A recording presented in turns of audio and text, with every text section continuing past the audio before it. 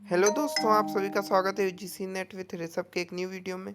और यहाँ पर आज मैं आपके लिए लेके आया हूँ झारखंड पब्लिक सर्विस कमीशन ने अपना झारखंड एलिजिबिलिटी टेस्ट 2024 के एडमिट कार्ड आउट कर दिए हैं। उसके रिगार्डिंग सभी इन्फॉर्मेशन लेके आया हूँ कि आपको एग्ज़ाम हॉल में क्या लेके जाना है, ओएमआर कैसे फिल करनी है, किन प्रिकॉशंस को लेने हैं, इंस्ट्रक्शंस में क्या लिखा हुआ है। कंप्लीट डिटेल आपको इस एक वीडियो में मिलने वाली है, तो आप वीडियो को पूरा देखिएगा।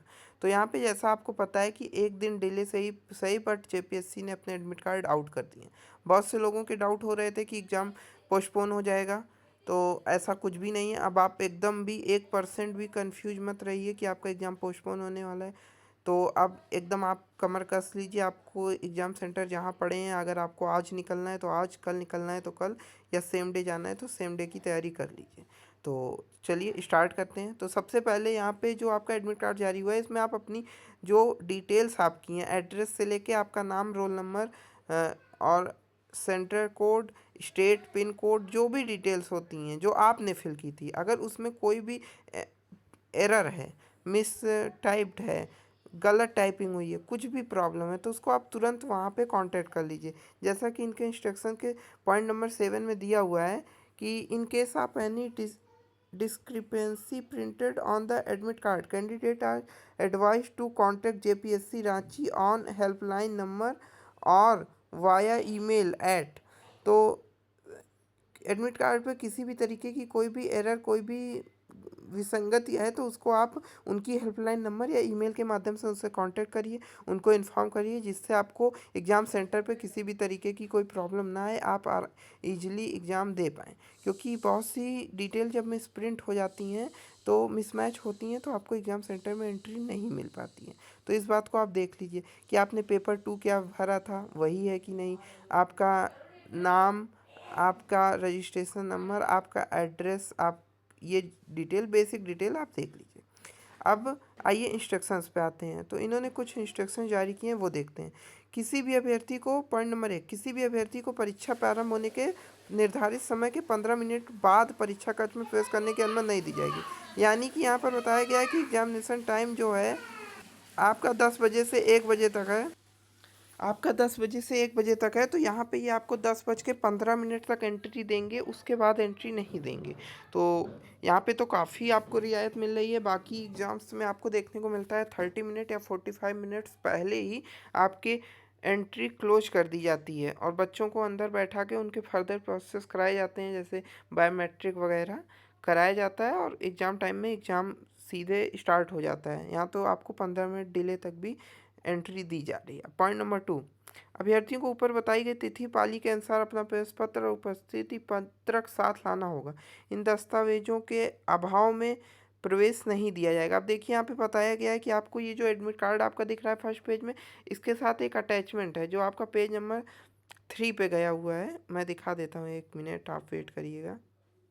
ये वाला, ये जो है ये आपका अटेंडेंस सीट है। ये आपको लेकर जानी है अपने एडमिट कार्ड के साथ। इसको प्रिंट आउट ले लीजिएगा, इसको लेके जाइएगा। इस पे आपको सिग्नेचर वगैरह उनके सामने करनी होगी, और ये वो रख लेंगे। तो ये अटेंडेंस सीट आपको ले जानी है, और आपको एडमिट कार्ड अपना निकलवा लेना है प्रिंट आउट। सबसे पहले तो आप यही कर लीजिएगा। पॉइंट नंबर 3 पे चलते हैं। अभ्यर्थी को सलाह दी जाती है कि प्रश्नों के उत्तर देने से पहले प्रश्न पुस्तिका में पूछे मुख्य या पीछे पृष्ठ पर ओएमआर उत्तर पत्रक के पीछे दिए गए। मेनली बात इतनी सी है कि आपको ओएमआर जो दिया जाएगा और आपका जो क्वेश्चन पेपर बुकलेट होगी, उसमें कुछ इंस्ट्रक्शंस लिखे होते हैं, उससे अच्छे से पढ़ लीजिएगा कि ओएमआर कैसे फिल करनी है, क्योंकि उसी हिसाब से आपको पत्रक फिल करना है, ओएमआर पत्रक, क्योंकि तभी आपकी सही कॉपी चेक हो पाएगी। क्वेश्चन पॉइंट नंबर 4 में लिखा हुआ है कि आपका ओएमआर जो है वो इलेक्ट्रॉनिक रूप से चेक किया जाएगा, यानी कि मशीनों के माध्यम से आपका चेक होगा। तो इसमें रोल नंबर और बुकलेट श्रृंखला ठीक से और सही ढंग से काली या भरी हुई ना हो।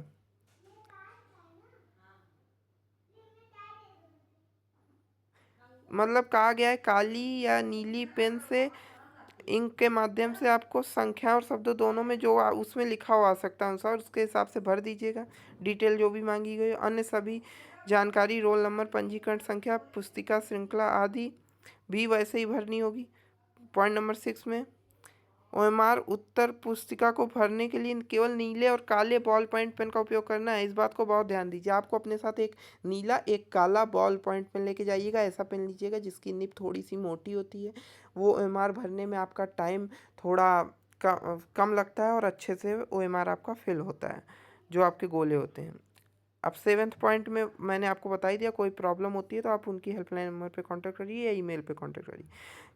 8th पॉइंट में बताया गया कोई भी इलेक्ट्रॉनिक डिवाइस जैसे कि आपका mobile phone, electronic gadget, electronic watches होती हैं, आपकी जो ज्वेलरी आप लोग पहने हो, चाहे जैसे मेल भी बहुत से आपके लड़के भी बहुत से अंगूठी वगैरह पहनते हैं और लड़कियां कान की बाली या कोई भी ज्वेलरी कैरी ना करें क्योंकि ये सब उतारना पड़ सकता है, ये सब रिस्ट्रिक्टेड है, तो इन सबको केंद्र पर ना ले जाएं।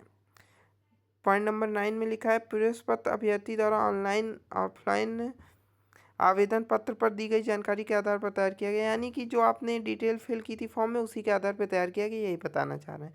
पॉइंट नंबर 10 में अभ्यर्थी अपने साथ परीक्षा हॉल में 2 नवीनतम रंगीन पासपोर्ट आकार के फोटोग्राफ लाने होंगे। यहाँ पे फिर से वही बात आ गई कि आपको 2 फोटोग्राफ लेके जाइएगा और फोटोग्राफ वही लेकर जाइएगा जो आपने फॉर्म में अपलोड किया है। अब फॉर्म में आपने कौन सा अपलोड किया है, ये फॉर्म आप जब लॉगिन करेंगे तो फॉर्म डिटेल आपको आता है, फॉर्म डाउनलोड कर लीजिए, उसमें देख लीजिए। वही फ़ोटो आपके पास हो तो 2 ले जाइए, नहीं तो आप बनवा लीजिए और वही लेके जाइएगा तो ज़्यादा सही रहता है। अभ्यर्थी को अपने साथ कोई एक मूल पहचान पत्र यानी कि आधार कार्ड या PAN card, driving licence, passport के जैसे कोई भी एक आईडी प्रूफ लेके जाना होगा। परीक्षा समाप्ति से पहले अभ्यर्थियों को परीक्षा का छोड़ने की अनुमति नहीं है। जब एग्ज़ाम कंप्लीट हो जाएगा ओएमआर आपका ले लिया जाएगा, वहाँ पे आपके एग्ज़ाम सेंटर पे कह दिया जाएगा अब आप जाइए, तभी आप जाइएगा। प्रवेश पत्र अभ्यर्थी अस्थायी रूप से जारी किया जाता है, किसी भी स्थिति में इससे चयन या भर्ती का आधार नहीं माना जाएगा।